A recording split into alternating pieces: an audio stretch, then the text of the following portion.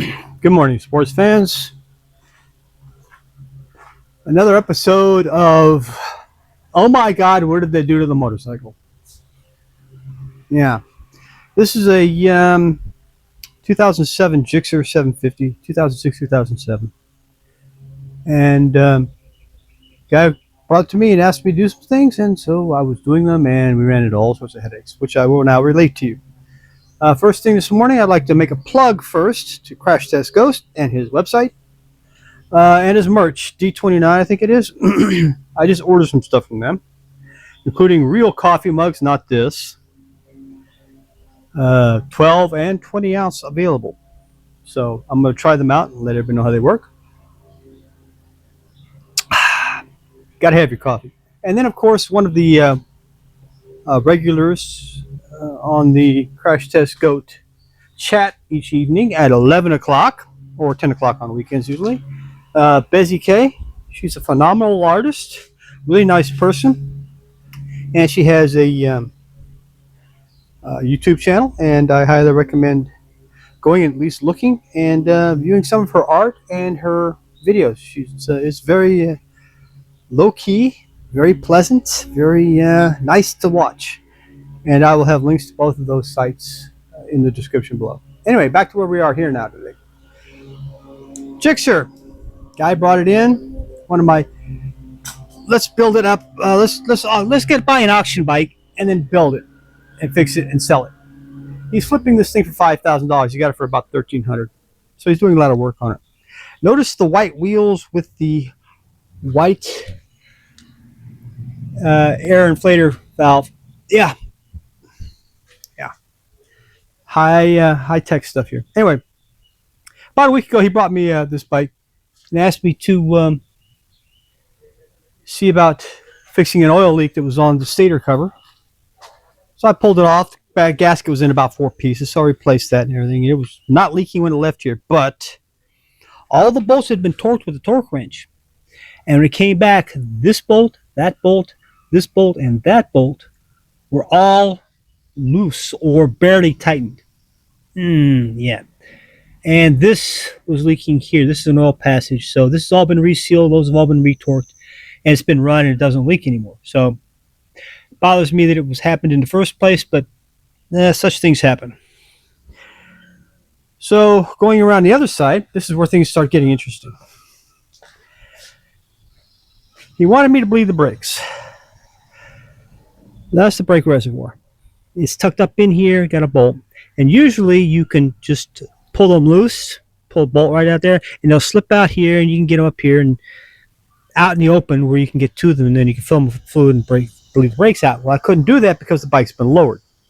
So all this stuff came out of here. I was trying to get down here. It wouldn't work. So I wound up pulling the bolts loose on the rear subframe and just picking it up to where I could get in there and pull this out here where I needed to work with it. That was all fine. That was all part of the game. And then I started trying to bleed the brakes. He had this about 18 inches too long hydraulic line on it. So, yeah, that bothered me. And here's the funny part. See how that does that? You see that, folks? Is that wonderful? Yeah. This was down here. Wrapped around stuff and down here. Hooked up. And somehow.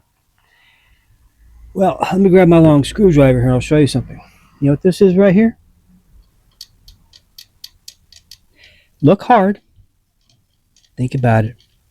That's the brake bleeder valve on the cylinder. These are supposed to be up at the top, not the bottom. Why is this pointing the wrong direction? Because this, folks, is supposed to be up here. Yeah. This little rectangular projection on the mounting for the slave cylinder is supposed to be going into a slot that's built into the side of the swing arm over here. You can't see it, but it's right there. And it slides right in. And then because, like you have this moves back and forth, this moves back and forth. Well, because they put the stretch block on here, it's an 8-inch stretch on this bike. Um, it doesn't have one of those because this actually sits above, about right here, on the other side of the swing arm. This doesn't have one built into it here. They just took a piece of aluminum and they carved out, said, "There's your stretch for your bike," and you don't have this. Really first class. So when he got this bike, it did not have this hydraulic line on it. It did not have rear brakes, and this was just floating around down there. Just whenever you roll the bike, you're just doing this. So what's the problem with this? Well, when you hit the brakes and this grabs, it does this. It comes up here. But what if you're going backwards? You hit the brakes, you back up, you hit the brakes, it goes down here. And that motion right there just destroys things. It has to be locked down. So you notice this steel plate. This is the beginning of fixing things because this, when it comes up, does not fit flat on the aluminum piece here. It actually angles down slightly because it rotates around farther. So this is a 3/16 piece of steel, and you'll see it all comes out and fits very flat here. And so, okay, that will stop it from going this direction. What about when it goes that direction? Well, we have this. Spent about a half hour yesterday making this using my Dremel tool. And it's going to go on there like that. And while it's on the bike, it's all set up. I'll tack it here and here, and I'll put it on the bench and I'll weld it. And there will be a bracing plate going from here down to here as well to keep it from pulling up. Because even though this is steel, there can still be a lot of stress right here. So I want to make sure that this never bows or changes or deforms. So I'm going to have to, so I've got about 20 minutes of welding and fitting and a lot of grinding and manipulating and massaging to make that look nice. And then of course it will be painted and put back on the swing arm. And then it won't have to worry about things going cattywampus when you hit the brakes, and the brakes will work properly. And then I'll reroute this and find a way to stuff it all up. Probably route it around like this. Get it twisted around or on top. I don't want to put it on top. I want to leave it on the bottom. So I'll probably put it around like this and just twist this thing up to where I like it. And then I'll be able to leave the brakes, put it all back together. Yeah, so that's what people do. Then he has a muffler that he wants tack welded in place because it just rattles. Okay, so I will get the welder while I'm doing the welding thing, and I'll tack that in place. And then he wanted the rear shock, this one, or the front shock, this one right here, replaced with another one because it has this big gouge in it and it's leaking. So he brought me, instead of the right fork, he brought me the left fork, which, by the way, is leaking. And so he came, I said, that's the wrong fork. So he said, okay, I'll bring you the other one. It's the wrong shock. He brought me the other one. And guess what? This one's leaking too. So we have seals coming, dust and oil seals coming for these two shocks. And I will rebuild them and I'll put them in place of the ones that are in there right now. And that will take care of that. And then basically I'm done with the bike. It's already 82 degrees, 84 degrees, and about 95% humidity, which means it's very warm and humid. So this could be a warm one today. But that's okay, because I'm getting paid for this. The things I go through, man, I tell you what, people do things to bikes. This bike, that's all new body work. That's one of those cheap Chinese body kits, and you can't get the pillion off. The doesn't unhook here. I'm going to have to figure out how to get that loose. I don't know how I'll do it. But you got to get in there as well. So I'll get this all done and put it back together. So this is what we're going through today. Yeah. Today is short stay. Ignore my ugly legs. Yes, I've had my knees replaced. Just so you people can see. Yes, he has had his knees replaced. Usually I don't cover the bikes, but it's been monsoon season here, so they're all covered today. Ducati V-Strom Katana and Beamer, which means since I have them covered, I don't have to worry about the license plate showing, which means I don't have to edit this video. And one of the kitties, way back there by the grass, Mama had brought her 3 kitties and they're still here. Anybody want a cat? Let me know. You can come by and pick them up.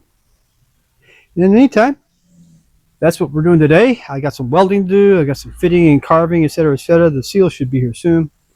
And I'm going to get to work. So y'all have a great day. Please remember to patronize the people I've listed, and they're in the description below. And I will see you all later. Have a nice day.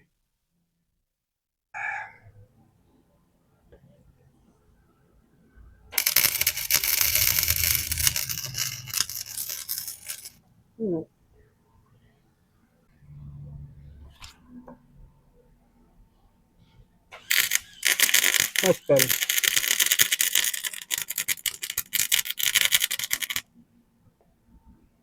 Yeah, it's much better.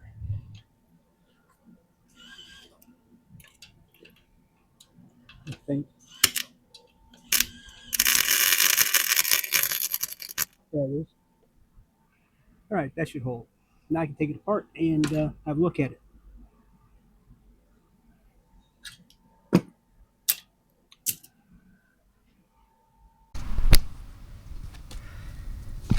Well, so here we are. Brakes all back together. There's my nifty little bracket. It's reinforced. 4 bolts. Bit of JB weld just to make sure. They can paint over that, make it look pretty. It's been bled out. The rear bolt right here was bent. I actually had to cut it to get it out, and then I put a new bolt in there, greased up the slides, basically rebuilt it again, and it's good. Now I have a nice firm pedal, and the brakes will work and they won't destroy the bike when they're engaged. All in all, I'd say 1.5 thumbs up. Also, the brake line, nice routing up between the disc and the swing arm, over here, tied up everywhere and nicely put in place. Oh, there we are. And then I sprayed it off with brake cleaner to clean off all the brake fluid, and well, he's going to have to take some spray paint to that. He had sprayed painted it before anyway, so it's not a big thing. And the wheel could just be wiped off with soap, and that's good to go. So that part of the project is finished. Yeah. Oh, I will see you guys later. Take care.